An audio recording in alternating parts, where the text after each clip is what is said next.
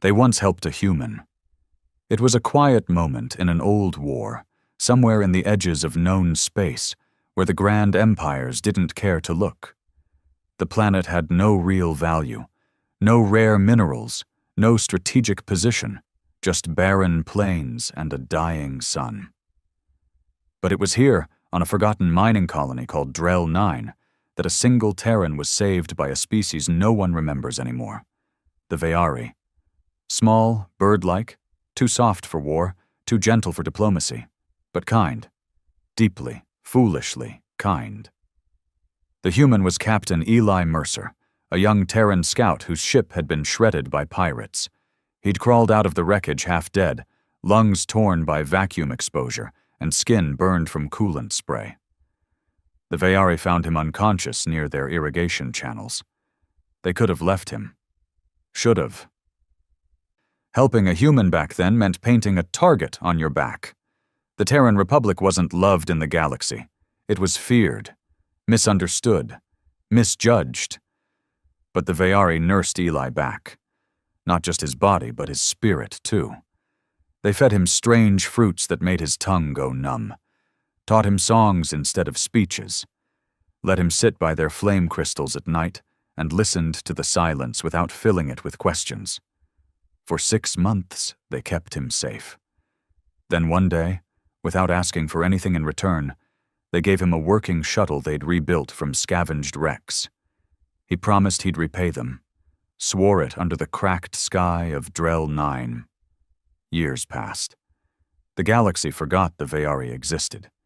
Even Eli thought maybe they'd moved on or been wiped out. After all, their planet never showed up on any of the main trade routes. And the Terran military had enough conflicts to drown a dozen lifetimes. But Eli never truly forgot. Not when he rose through the Republic ranks, not when he retired from duty, not even when war nearly broke Earth itself. So when the signal came, no one believed it at first. A frequency unused in decades. An ancient Terran distress code, modified slightly, with a Veari inflection. A plea, not a command. One phrase only. The ones who helped are now in need. No coordinates, no threat, just a call. It spread like wildfire through the Terran fleets. Some thought it was a prank, others a trap. But when Eli Mercer, now Admiral Mercer of the old reserve fleet, stood in the WarNet hollow chambers and played the call again, there was a silence no one dared to interrupt. He didn't give a speech, didn't ask for volunteers. He just looked at the screen and said, "I know where they are, I remember." That night, across 3 sectors, dormant Terran ships blinked back to life.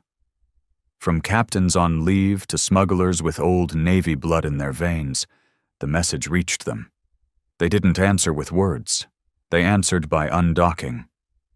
They came, not because of politics, not because of glory, but because years ago, on a dusty planet that didn't matter, kindness was given without price, and now the debt was being called in, not by the Veari themselves, but by fate or honor, or something deeper no alien species could ever quite understand.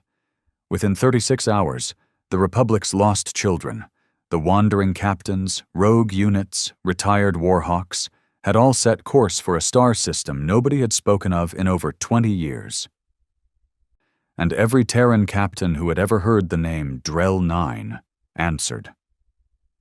It started as a hum, a low, quiet vibration beneath the decks of every Terran ship headed to Drell 9.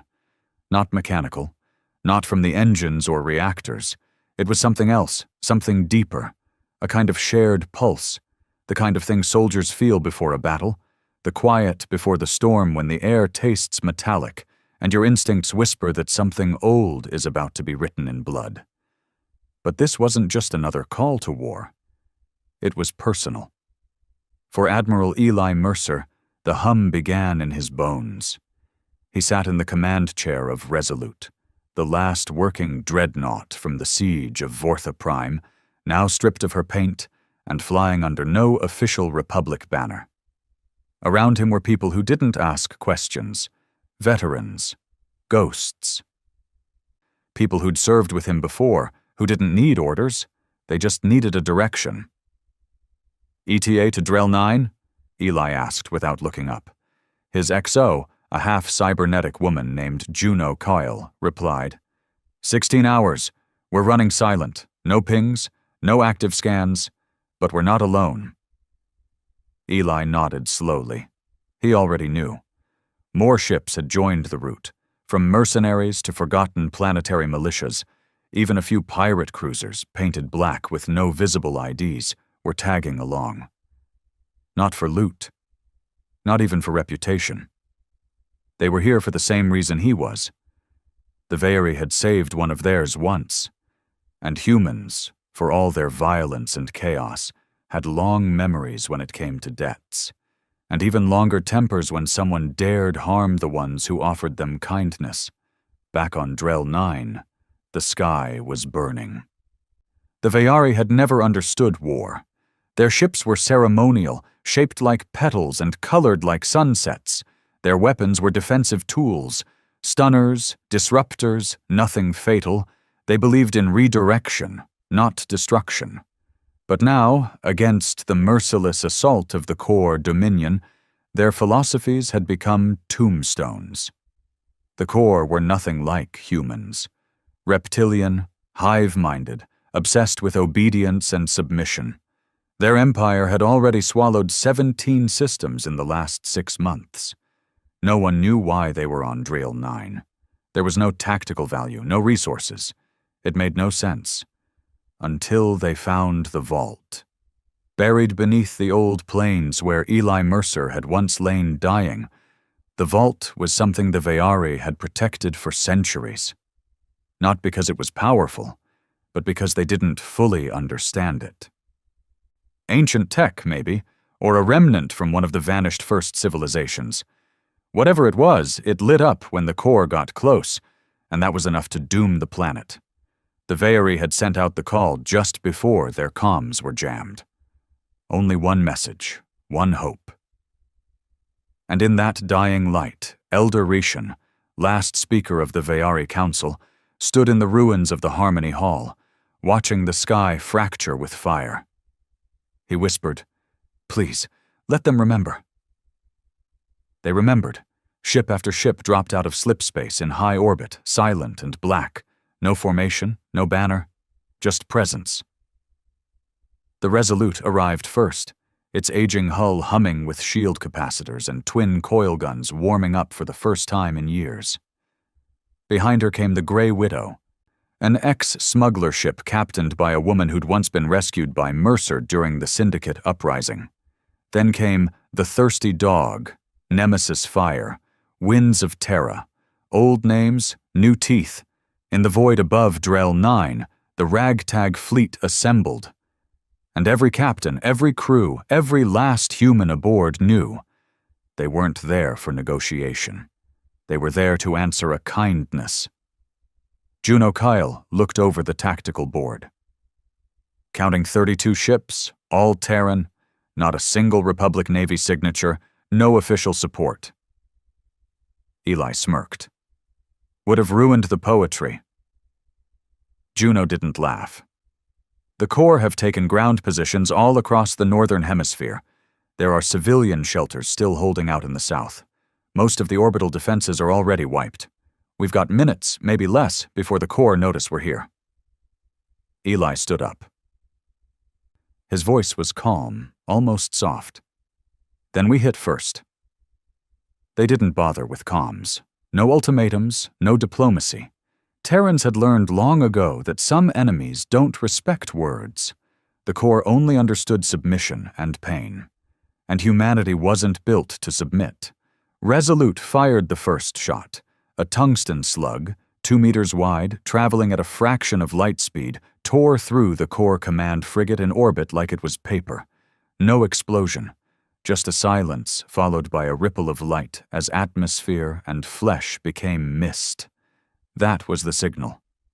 The Terran fleet roared to life like an old beast remembering how to kill. Flak cannons lit up the sky. Coil guns fired in rhythm. boarding pods launched like missiles into enemy hulls. Ships with patched hulls and homemade tech danced between plasma bolts like they were born for it. No perfect formation, no elegant tactics, just brutal, ugly war. Exactly the way humans liked it. On the ground, the Veari shelters shook. Children screamed, elders huddled, and through the chaos, one young Veari named Lynch pressed her ear to the shelter wall. She heard something. Not the high-pitched whine of core drones, but something different. Low, powerful, rhythmic. Then it came. The sky opened in thunder as drop pods slammed into the crust. The Terrans had landed. In the southern valley, squads of armored soldiers emerged from their burning pods, rifles glowing, visors down. They moved like ghosts, tight formations, no wasted movement, no mercy. Eli Mercer was among them, boots hitting the dirt for the first time in decades. His pulse pounded, his vision blurred slightly with age and adrenaline. But when he saw the old Veari irrigation tower in the distance, still standing through the war, something clenched in his chest. Memories, faces, laughter by firelight. He didn't speak, just signaled forward. The human advance began. Juno Kyle was in the second wave, coordinating strikes from orbit. "Core forces attempting to fall back toward the vault," she reported. "They know we're here for it." Eli's voice came through the comms. "Then we stop them." He paused, then added something only she would understand. "No mercy." That wasn't a strategic order. It was personal. They weren't here for medals. They weren't here to claim the vault, or study it, or even protect it. They were here because a long time ago, people with wings and songs had saved a human when no one else would. And now those same people were being exterminated. Humanity didn't forget that kind of debt, not when blood was on the line. The battle lasted 8 hours. 8 hours of brutality, chaos, and fire. Core dropships fell from the sky like burning insects. Terran ground squads pushed through ridgelines, bunkers, and tunnels. Drones clashed in the air. The land itself cracked from the heat. And when it was over, the Veari stepped out of their shelters and saw something they didn't understand at first. Silence. The core were gone. Smoke drifted from the ruins. Bodies littered the earth, and standing amid the wreckage were the humans, bloodied, battered, but standing, not with banners or victory cheers, just silence. Lynch walked up to one of them, Eli Mercer himself. She didn't recognize him, not at first. He looked older, harder. But then he removed his helmet, and his eyes softened when he saw her wings.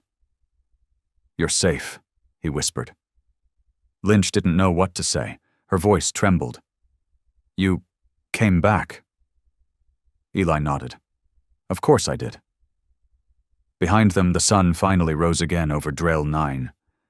The fires had dimmed. The vault was safe. The Veari lived.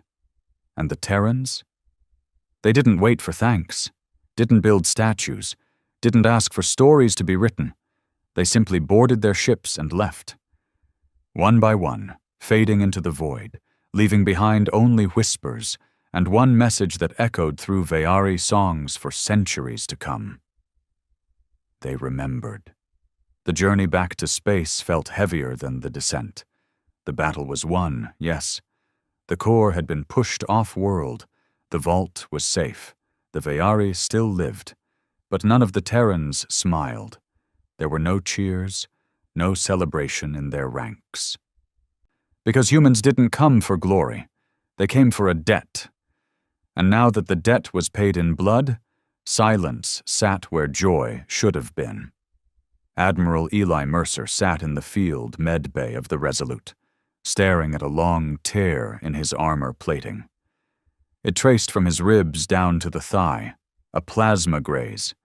Not deep, not deadly, but enough to remind him he wasn't as fast as he used to be. Across from him, Juno Kyle leaned against the bulkhead, helmet off, face streaked with soot and blood. "Reports say 207 confirmed dead," she muttered, scanning her datapad. "Mostly from the Grey Widow and Nemesis fire. Ground losses, 23, all volunteers, all old school." Eli didn't speak at first. He just looked at his own hands, shaking slightly, blood under the nails. Finally, he said, "It should have been more." Juno frowned. "You're blaming yourself again." "No, I'm saying we got lucky." She sighed, slid down beside him. The medbay was quiet, aside from the distant hum of cooling systems. Outside, they could see the curve of Drell 9 against the stars, still scarred but breathing. "You realize what we just did?" she asked. Eli looked over. "We saved a people," she nodded. "And now?" He hesitated. "Now we disappear again, just like always." But not everyone was ready to disappear. Back on Drell 9, the Veari were gathering, not in fear, but in awe. Their elders whispered that this moment would pass into legend, that songs would be written of the burning sky day. The children born under this very sun would carry names like Mercer, Kyle, and Terra. But among the younger Veari, those who had huddled in the shelters, listening to the sounds of humanity roaring down from the heavens, something new was stirring. Curiosity. Awe. Even longing. Lynch, still wrapped in smoke-stained bandages, stood with Elder Reshen near the ruins of Harmony Hall. "Are they gone?" she asked quietly. Reshen nodded. "Most of them. Like wind passing through trees. Loud, wild, but never staying." She swallowed hard. "Why?" He gave a sad little smile. "Because they are not like us. Their kindness burns hot, but short. They come when called, but never linger." Lynch stared at the stars. They should have stayed. Above, in orbit, not all ships were leaving just yet. A few lingered, not by order, not because of duty, because something didn't feel finished. One of those ships was the Thirsty Dog, captained by Mace Drake, an ex-Republic pilot turned rogue smuggler, turned, well, something in between.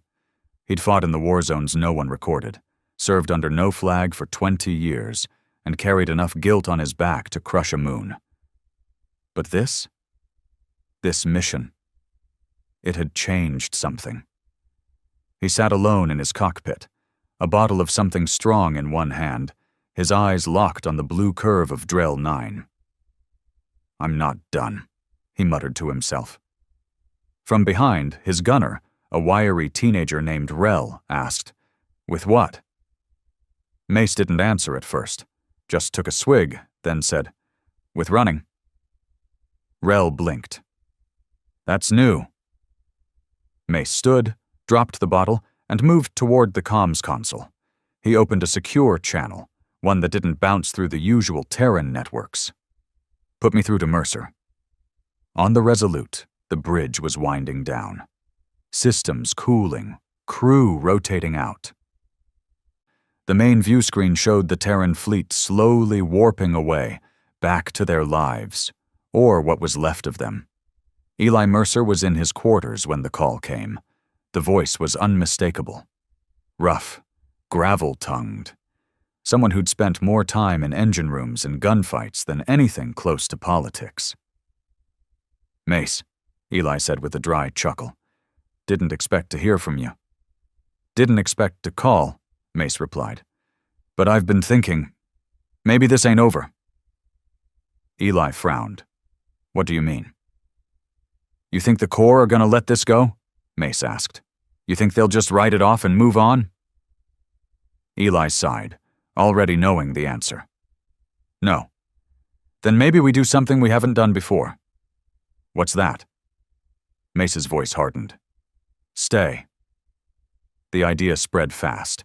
One ship decided to linger, then 2, then 4.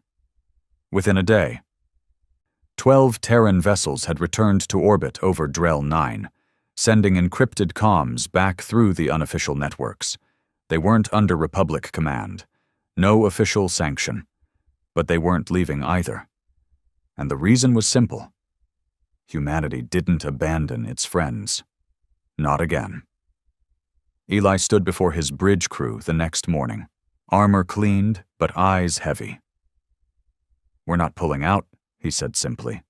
The crew didn't react with cheers. They just nodded, because every one of them had been thinking the same thing. Eli continued. "This is no longer a hit and run. This is a stand. Drell 9 doesn't just need rescuing, it needs defending, rebuilding, guarding." "From the core?" Juno asked. Eli met her eyes. "From everything." Down on the surface, the Veyari didn't know how to process it.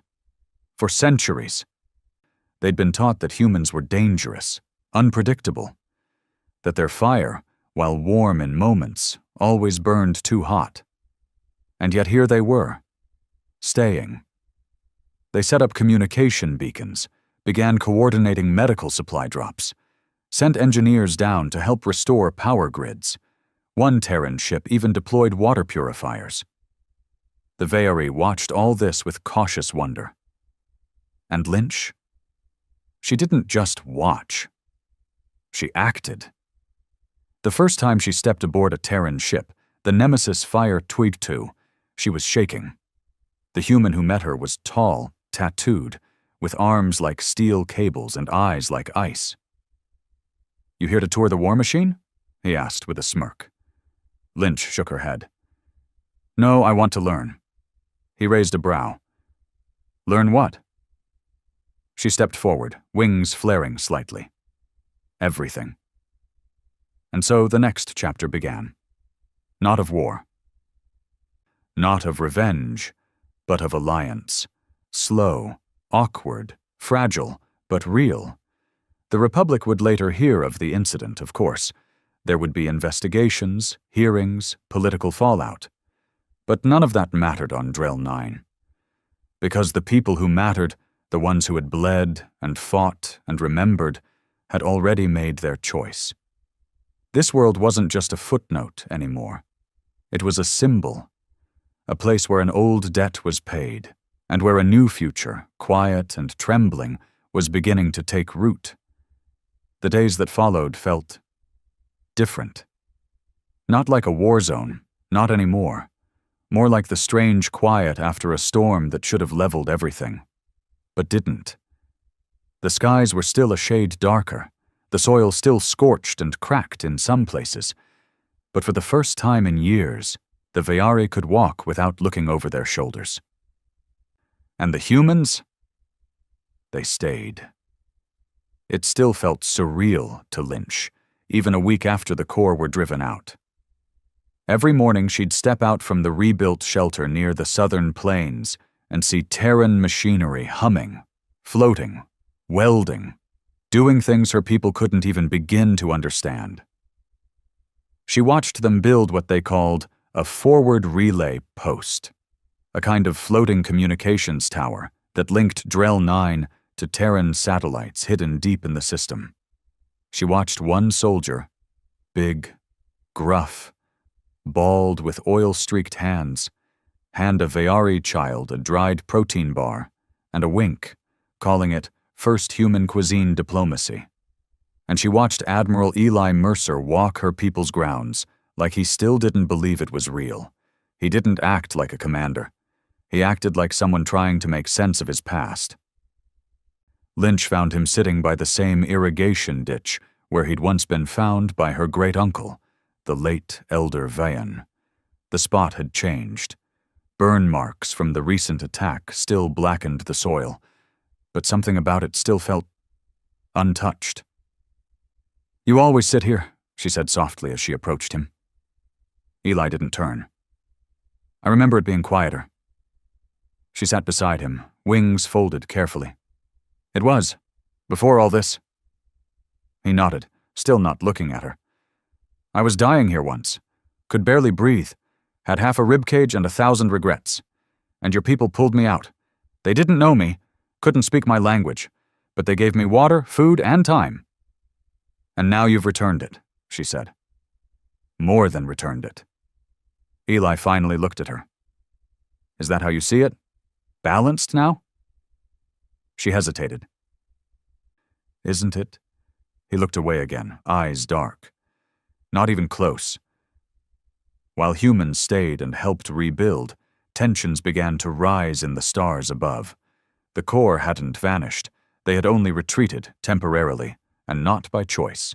And now, somewhere deep in the black void of their fractured empire, the core broodminds seethed.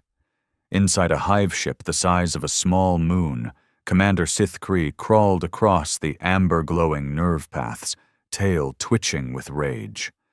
The Terrans had humiliated them. Worse, they had defended prey. That, above all, could not be forgiven. The Ve'ari were supposed to be erased, made into a lesson for all soft species across the spiral arms. And the humans, they had broken that message. So now the core were preparing something worse. Not just a return, not just revenge, an extermination. Back on Drell 9, the humans didn't know it yet, but something was already beginning to feel off. The orbit was quiet. Too quiet. Juno Kale sat alone in the Resolute's command center, staring at long-range scans that hadn't changed in 2 days. No slipstream spikes, no warp shadows, no radiation traces, she muttered. Across the console, her second-in-command, Lieutenant Grayson, raised a brow. That's good, right? She shook her head. No. The Corps don't lick their wounds this long. They're fanatics, not diplomats. They don't regroup. They retaliate. So what are we saying? She exhaled.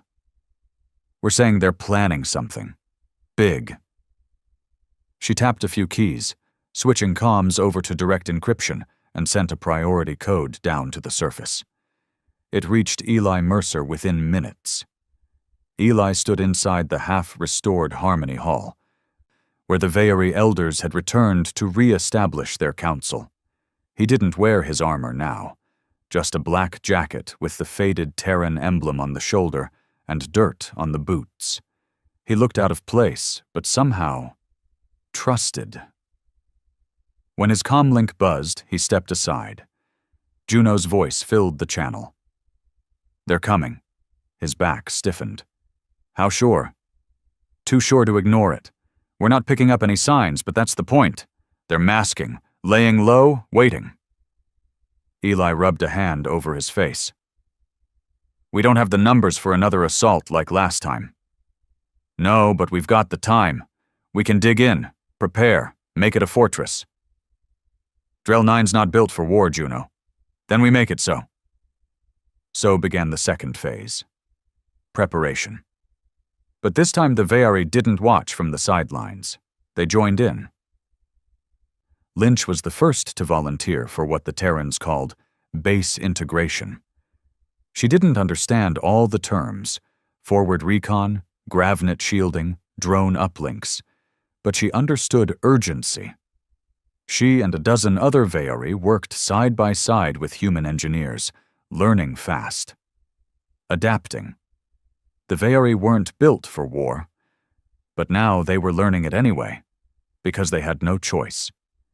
In orbit, the returning Terran ships brought more than just supplies. They brought stories. Word had spread across mercenary networks, former Navy channels, even outlaw forums. The tale of Drell 9, of the Ve'ari kindness and the Terran return, had ignited something in the human diaspora. More ships came. Not military fleets, not clean and shiny Republic vessels, but the Black Flag crews, the freelancers, the forgotten. Old freighters repurposed with plasma cannons, junker ships turned into battering rams. Even a few cyborg collectives from the outer moons showed up, wanting in. They didn't ask for pay. They just asked for a place in the line, and Eli gave it to them. A week later, the sky finally screamed. Juno was the first to see it. 12 warp shadows, no ID signatures. Formation is tight, too tight. Not cargo, not trade, core ships, at least a dozen. But more are behind them. Eli stood beside her, jaw tight. How long? 6 hours, maybe less. They're coming in hot. He turned to the comms officer. Send the word to all Terran ships. Activate ground defenses, lock shields. He paused. And tell the Vayari, it's time. Lynch stood in front of a Vayari squad. They were scared. Wings twitching, feet shifting on the ground. She was scared too. But she didn't let it show. Years ago, she said, her voice loud, we saved a dying human. No weapons, no reason, just kindness. She looked around. And because of that one act, an entire species came back for us. She pointed to the skies, where the faint glows of Terran ships drifted like sentinels. Now it is our turn. We are not warriors, but we will not be victims again. Her wings flared out wide. We fight beside them, not behind, beside. And so, as the Corps arrived again, this time in greater numbers, with heavier firepower, they did not find a quiet, helpless world. They found a wall, orbit filled with mismatched Terran ships, arranged in brutal, uneven but effective formations. Drell 9's surface crackled with improvised rail turrets, borrowed human drone sentries, and energy shields adapted from ancient mining fields. And standing among it all, humans and Vayari together, side by side. When the Corps fleet dropped out of warp and opened fire, they expected collapse. What they found instead was resistance. Hard, brutal, unrelenting. The second battle of Drell 9 had begun. And this time, humanity wasn't answering a call. They were guarding a future. The sky tore open with fire. It started with a ripple in the clouds, blue 1 second, then blistering red. The Corps fleet dropped in tight formation, no warning, no hesitation. Massive hive ships, like chitin-covered moons, blinked into orbit, flanked by spiked frigates and escort claws shaped like predatory beetles. They came fast. And they came to finish what they started. Eli Mercer watched the tactical screen from Resolute's bridge as it flooded with red markers. His jaw clenched. The room dimmed as shields surged online and the ship's core reactor screamed back to full burn. All stations, battle ready, Juno Kale said without looking up. Grid defenses active, Terran fleet in position, estimated enemy force, 35 confirmed ships, possibly more in cloak range. Eli didn't respond immediately. He stared at the formation. The Corps had brought more than expected. Not a counterattack, an eradication fleet. They hadn't come to take Drell 9. They came to burn it to ash. Let them try, he said quietly. All ships, fire at will. The orbital battle erupted like a supernova. From behind the moon's shadow, a Terran missile barge launched a barrage of fusion warheads that streaked through vacuum like glowing serpents. Corps counterfire lit up the dark in pulses of green and white. Ship hulls groaned, screamed, and tore. Nemesis Fire 2 collided headfirst with a Corps spear frigate, its captain steering straight into death with a smile on her lips and plasma grenades primed in the cargo hold. When it exploded, it took 3 enemy ships with it. Thirsty Dog moved like a drunk boxer in a back alley fight, erratic but deadly. Mace Drake roared commands through smoke-filled corridors as he dodged particle lances and fired point-blank plasma bolts at enemy hulls with unhinged glee. Above all of it, Resolute held the center. Old, massive, slow, but unbreakable. Her main coil gun punched holes clean through the enemy line, and her flak turrets mowed down incoming fighter swarms like flies in fire. But it wasn't enough. Juno grimaced as more red dots appeared on the screen. Another wave incoming. Heavy carriers. They're cycling in reinforcements from a mobile gate system. Eli's face went pale. They brought a jump gate? Portable, short-term, just enough to flood the field. How many? Juno turned. All of them. On the ground, the first tremors began. The Corps didn't just fight from the sky. They dropped. Meteor-sized pods rained down across the continent, embedding themselves deep into the soil. Hatches cracked open and unleashed a flood of horrors. Armor-shelled infantry, spider-like command drones, and toxin breathers that melted rock with each step. The southern valley, where Lynch and her squad had just completed setting up ground shields, was the first to be hit. A pod slammed into the ridge above, throwing fire and debris everywhere. Lynch hit the ground hard, ears ringing, feathers scorched. Her vision blurred, but she forced herself up. The first wave was already coming, Corps infantry pouring over the hill, shrieking in their awful hive speak. But this time, the Ve'ari didn't run. They fired. Homemade rifles crafted from Terran blueprints spat energy bolts into the dark. Drones, co-piloted by Ve'ari techs, hovered low and burned holes in chitin armor. Terran soldiers barked orders, covering their smaller allies with heavy fire. One Ve'ari warrior, a young male named Reshko, screamed as he tackled a Corps brute twice his size, jamming an explosive pack beneath its chest plate before the creature crushed him under its clawed foot. The blast took out 3 more Corps, and Lynch, covered in blood and ash, kept firing. At the old Harmony Hall, Eli landed via shuttle, rifle in hand, body armor scuffed but solid. He had to see the line for himself. "Admiral," Lynch said, saluting despite the chaos. "We're holding, but they're pressing harder every minute. We need air support." "You'll get it," Eli replied.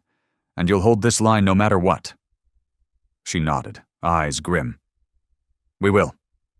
He looked around. "Where's Jiro?" Jiro was their best scout, half blind in one eye, sarcastic, fearless. Lynch's oldest friend. "He didn't make it," she said quietly. Eli lowered his head. "Another name, another ghost." There were too many ghosts already. In orbit, Resolute was taking damage. "Starboard shielding at 42%, Juno snapped. "We've lost dorsal battery 3. Engineering reports a coolant leak in the main reactor. Hull breach on decks 5 through 8. Eli's voice came over the comm. "You hold her together, Juno. No one else can fly that beast but you." She smirked, despite the flames licking at the walls. "Wasn't planning on quitting, sir." As more Corps ships poured through the gate, Resolute turned towards them, damaged, slow, and furious. Then she opened fire again, and again, and again. The dreadnought refused to fall. Lynch watched the sky split.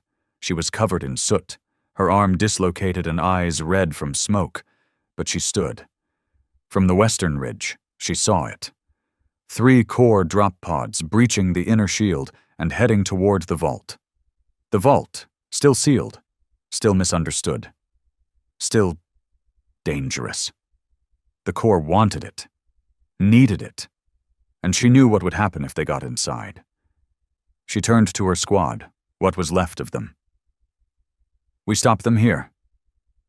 One Terran engineer, limping and covered in burns, looked at her and nodded. "We're with you." And so they ran. Not away. Toward the fire. The final line held at the vault. Lynch and her team reached it seconds before the Corps did. Explosions rocked the ground, sending tremors through the ancient foundations. The first wave of Corps drones came like a tide, but humanity had taught the Ve'ari how to hold a line. They didn't just fire, they adapted, they improvised, they fought with teeth, claws, and Terran rage. At one point, a Corps commander broke through the barricade, towering above Lynch. She didn't flinch. She grabbed a Terran pulse grenade, pulled the pin, and jammed it into the beast's exposed thorax. The explosion threw her back 20 feet. When she landed, her hearing was gone, her ribs broken, but the Corps commander was dead, and the vault was safe. Above, Resolute was dying. Fire licked the control panels, Hull breaches flashed red on every screen. Juno stood at the helm, coughing blood. "Sir," she said through the comm, "she's not going to make it." Eli's voice came soft. "Then we give her a funeral they'll remember." Juno smiled. "Glad to have served with you, Admiral." Then she turned the dreadnought toward the core gate. All remaining energy into the engines. No retreat.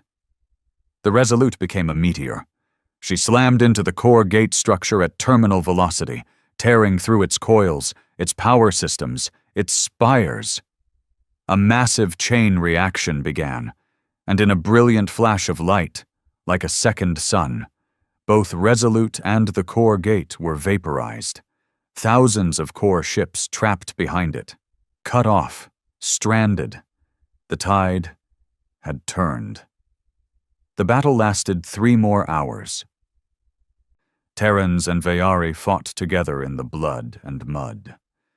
Orbit slowly quieted as the core realized they were losing.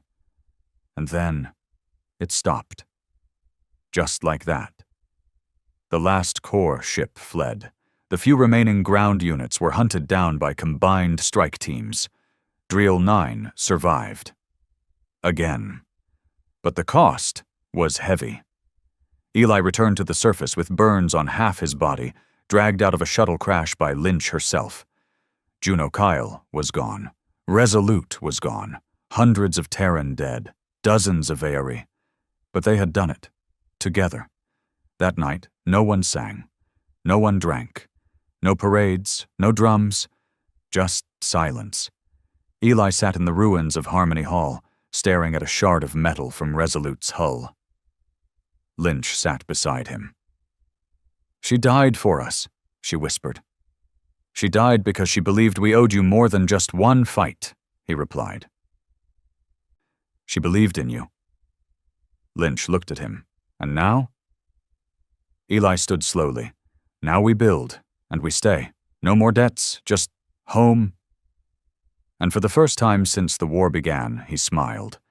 Not because they won, but because they endured. The war was over.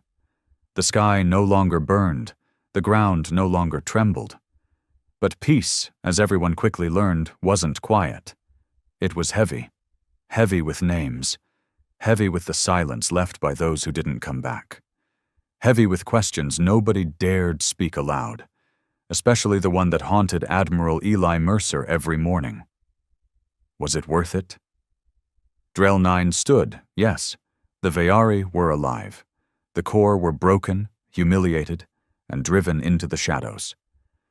The vault remained untouched, and humanity, scattered, wounded, unruly humanity, had proven itself something terrifying and beautiful in one breath.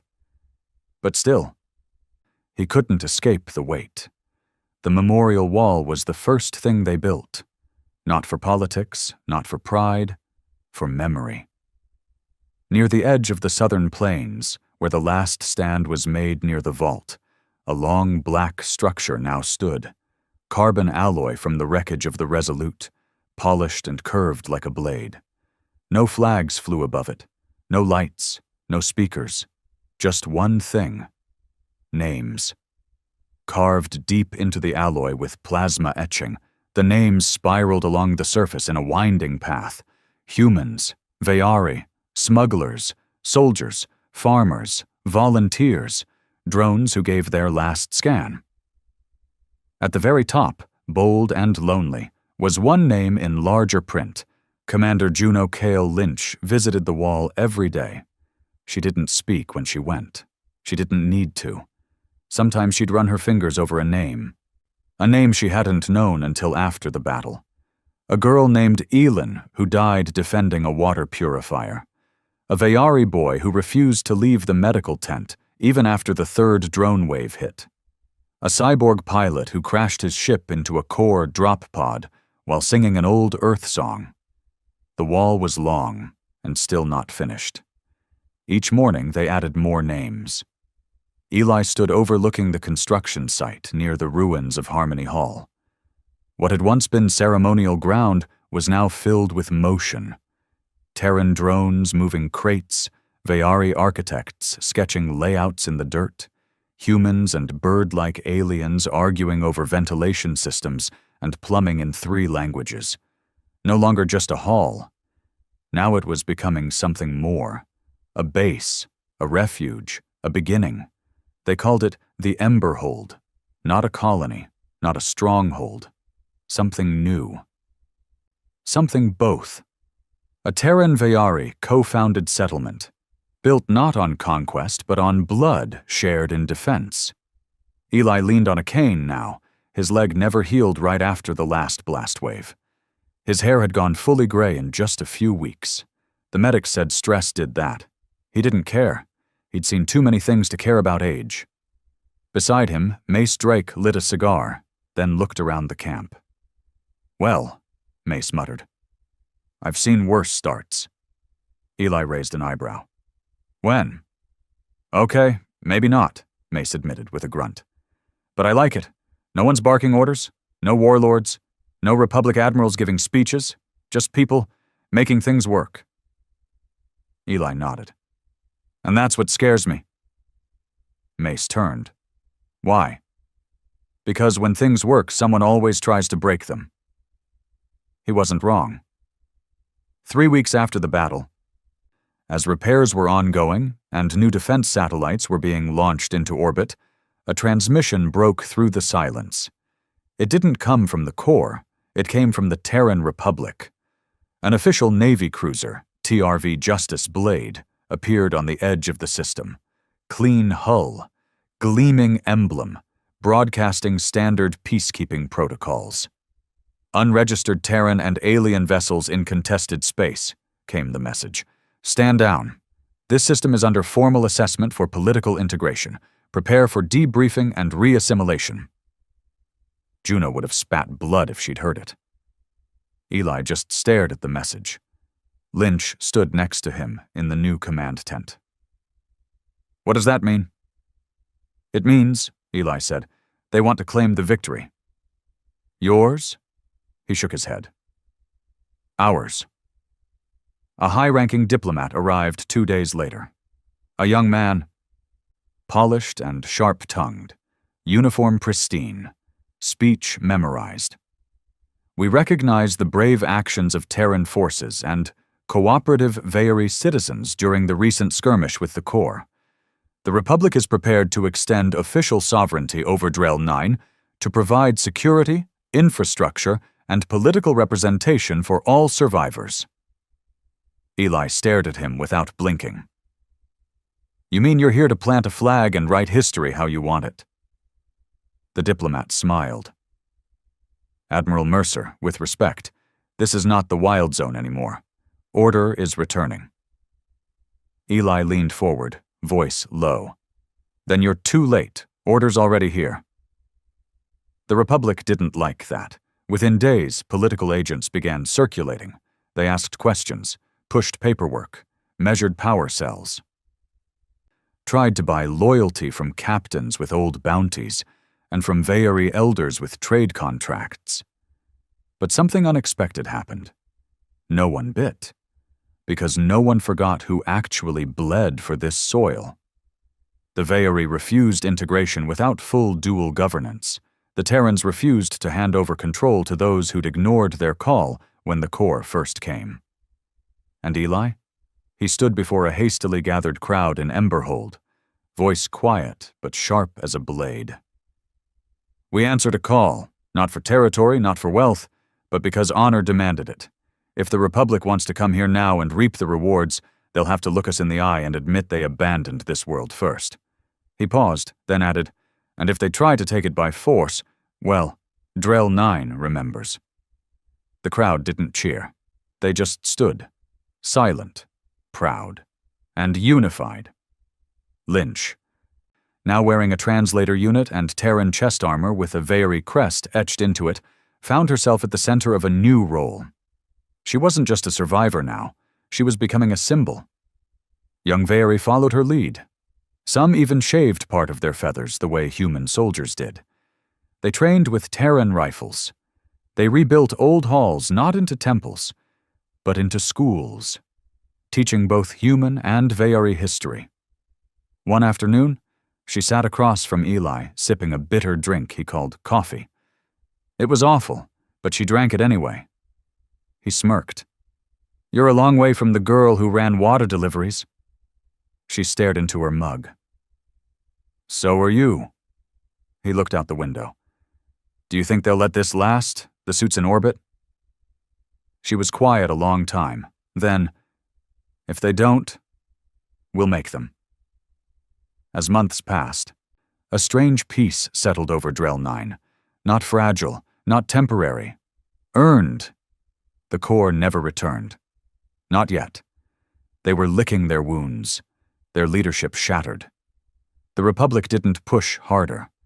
Public outcry had grown too loud, especially when Terran veterans, some famous, some forgotten, began speaking up about what happened. Drell 9 became a myth, a story, a whisper among systems that maybe, just maybe, humans weren't just destroyers. They were protectors, when they chose to be. And somewhere deep beneath the vault, where the strange technology still pulsed, faint and silent, Terran and Veari scientists now worked side by side, carefully, respectfully, because no one had forgotten that all of this started because of that, because once a dying man had been pulled from the dirt by a peaceful people who owed him nothing. And now, his kind had carved a legacy into the stars, not for conquest, but for loyalty, for memory, for something rarer than war, gratitude. The vault was alive, not in a way anyone could see at first, not with motion or light or any grand cosmic gesture. No doors hissed open, no alien figure emerged from a glowing cocoon. It simply pulsed, faintly, like a heartbeat beneath the earth. It had always pulsed. But now, it was getting louder. Dr. Aya Voss, a Terran xenotechnologist who had once reverse-engineered syndicate cyberviruses for a living, stood at the edge of the access platform deep beneath Drell 9, hands trembling slightly. "Feel that?" she whispered. Lynch stood beside her, feathers bristling with unease. "Yes, it's been humming for 3 nights. We thought it was residual seismic stress," Aya finished. "Yeah, that's what I thought too. But now?" She turned to the screen hovering in front of her. "It's not stress. It's a signal. The vault is waking up." They called in Eli the next morning. The Admiral didn't sleep well anymore.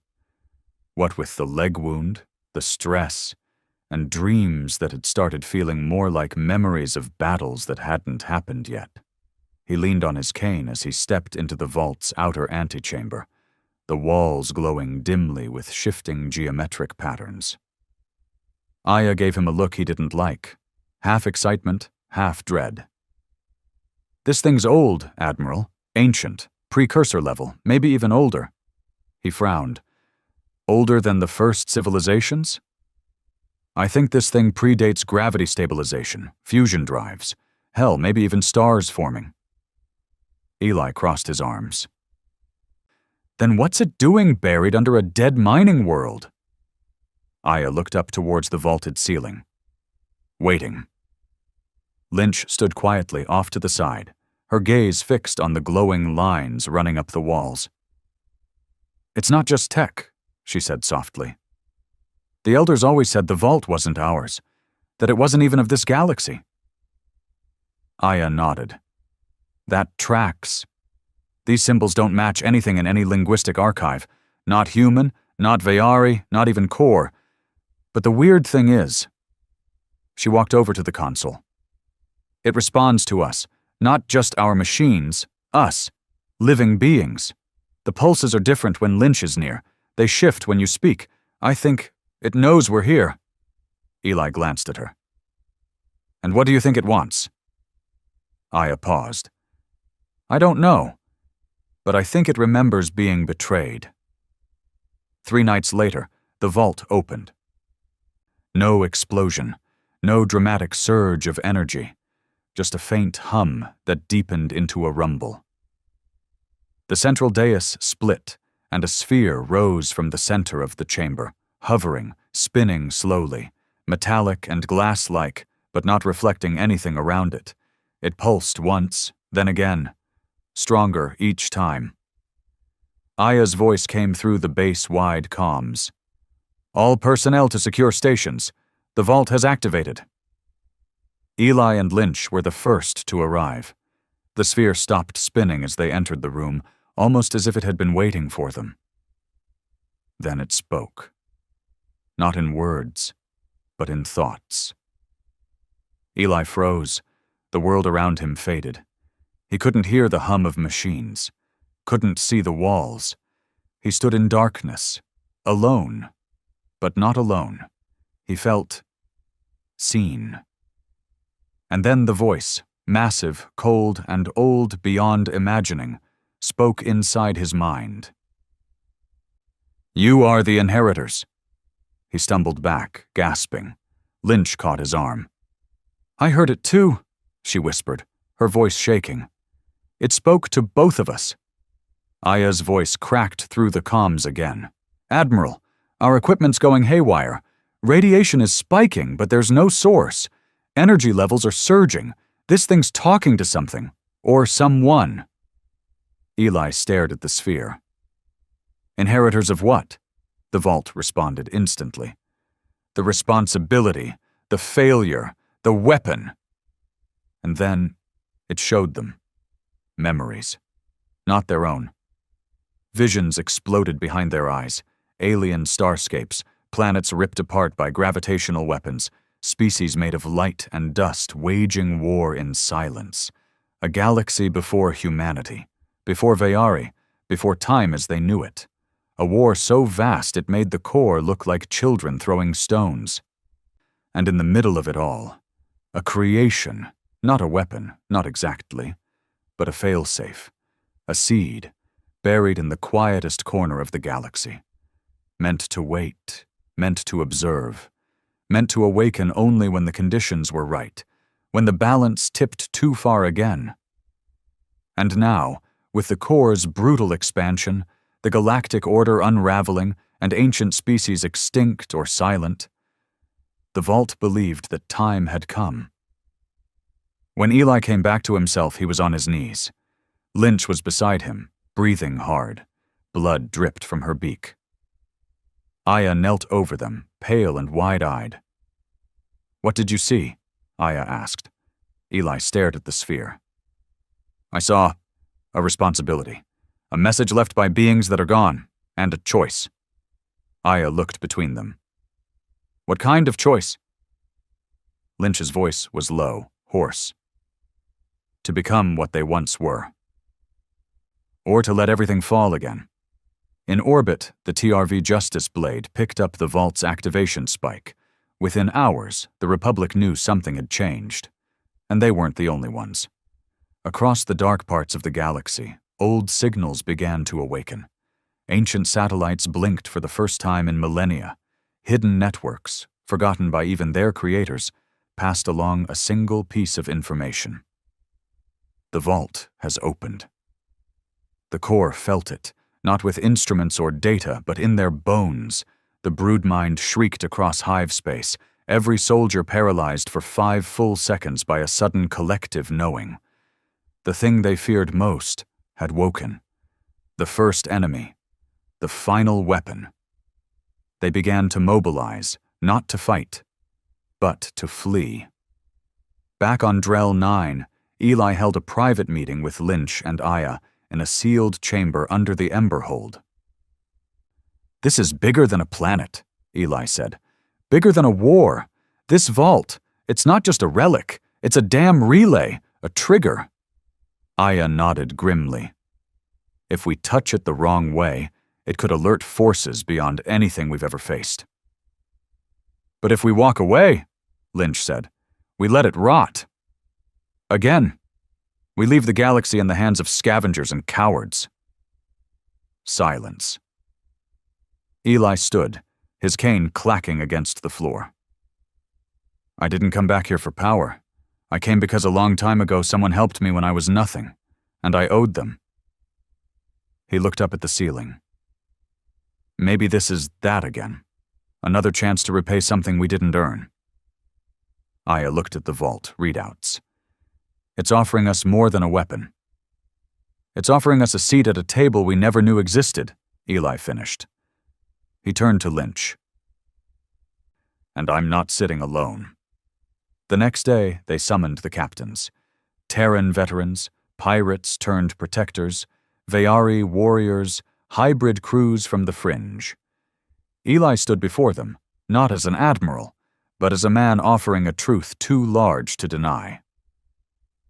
This planet holds something ancient, something powerful. We're not chosen. We're just the ones who showed up when no one else did. But now it's looking to us. He let the silence settle. I'm not asking you to fight again. I'm asking you to build, to protect, to guide. Because whether we like it or not, the galaxy just changed. And slowly, the leaders nodded. Not because they understood everything, but because they trusted him. Because trust was how this all started. And because they knew, whatever was coming, whatever the vault would one day reveal, they would face it together. 3 weeks after the vault opened, the sky above Drell 9 changed again, not from fire or falling ships, but from stars that weren't supposed to be there. They blinked into orbit without warning. No slipstream distortion, no warp trails. One moment the night sky was familiar. The next, a constellation of obsidian ships hovered above the atmosphere, perfectly still. Not core, not Terran, not anything. For a full hour, they didn't move, didn't scan, didn't speak, and then they did. A single voice, deep, layered, emotionless, echoed inside the minds of everyone within a 100-kilometer radius of the vault. We acknowledge the signal. The Guardians are extinct. Their duty now falls to you. No one understood at first, but the vault did. It pulsed once, then opened again, wider this time. The sphere from before floated upward, rising slowly from the chamber until it passed through solid stone like vapor, emerging into the sky above Emberhold. Terran soldiers and Veari citizens alike looked up, shielding their eyes from the growing brilliance. Eli stood below, wind tearing at his coat, his old bones screaming from the cold. It's begun, he said softly. Lynch stood beside him, her feathers rustling in the current. What is that? Aya Voss, barely able to speak, answered. A relay node, not just for information, for activation. Of what? Aya swallowed. Of us. Later that night, beneath emergency shelter domes erected around the vault site, they held a private meeting, just the three of them. Eli, Lynch, Aya, and the sphere. They didn't know how it worked. There were no projectors, no emitters, no obvious interfaces. But it spoke when it wanted to. And it showed them what it wanted them to see. What came next wasn't history. It was a warning. The galaxy had once been ruled, not politically but functionally, by an ancient council of species bound by one rule: protect the balance. No empires, no mass extinctions, no technological monopolies. Any civilization that grew too fast, expanded too violently, or threatened the survival of others was corrected. Sometimes through diplomacy, often through war. This was the role of the Guardians, an alliance of species who took it upon themselves to prevent collapse. But like all great powers, they fractured. Some began believing they knew better than the balance. Others wanted to weaponize the tools they were sworn to protect. Civil war followed, mass extinction, and finally, silence. But they'd left behind fail-safes. The vaults. Not to rule, but to watch, to wait, to awaken. If and only if the chaos they once prevented began again. And now, with the core rampaging, the Republic collapsing into corruption, and ancient species vanishing one by one, The vault had chosen humanity, and by extension, the Vayari. "No," Eli said flatly after the vision faded. "I'm no galactic judge. I came here to repay a kindness, not inherit a damn empire." But the vault responded not with anger, not with force, only truth. "Judgment is not your duty. Protection is. The path is chosen, not by blood, by action." Lynch stepped forward slowly. "And if we say no?" The light dimmed. "Others will choose. They will not be merciful." Days passed.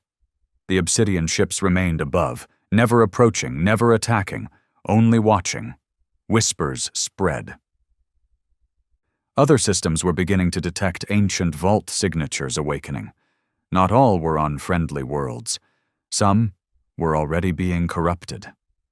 Aya called them dark vaults, fractured ones, vaults that didn't wait to be found by protectors, vaults that were taken by force. And somewhere out there, others were racing to claim them. If the Terrans and Vayari turned away now, the balance wouldn't just shift. It would collapse. Eli stood again before the council that had formed in Emberhold, a mix of Terran captains, Vayari elders, engineers, farmers, former outlaws, new soldiers. No flags flew behind him, only the stars. "I didn't ask for this," he said. "Neither did any of you." He paused. "But a long time ago, someone helped me without expecting anything in return. They didn't weigh the risks. They didn't care what I'd done. They just saved a stranger." His voice lowered. "And now we've all been offered something. Not power, not territory, a chance, a responsibility." He looked around. "This galaxy is broken, and if we walk away, it'll stay broken. But if we stay, if we fight, if we protect, maybe we become something better than what came before." Lynch stepped forward. "And we won't do it alone." They called themselves the Echo Pact, born not of politics but of memory, forged in blood, rebuilt in fire, a coalition of the forgotten, the unwanted, the ones who answered the call not because they had to, but because they chose to. From Emberhold, they began reaching out, slowly, quietly, to isolated colonies, hunted fringe worlds, drifting stations once abandoned to core raids. They sent envoys, sometimes ships, sometimes just messages. "You are not forgotten. You are not alone." And in time, they began receiving answers. From a planet burned in the last core siege, a single carrier arrived with refugees and engineers.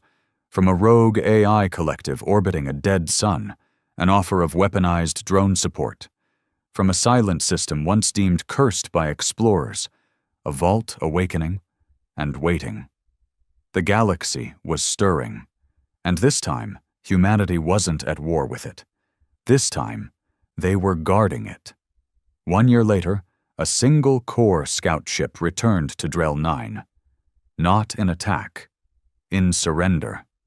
The Corps commander, battered and missing half his exoskeleton, knelt before Eli Mercer in the ruins of what had once been a command bunker. "They are coming," he said in a rasping voice. "Worse than us, older than us."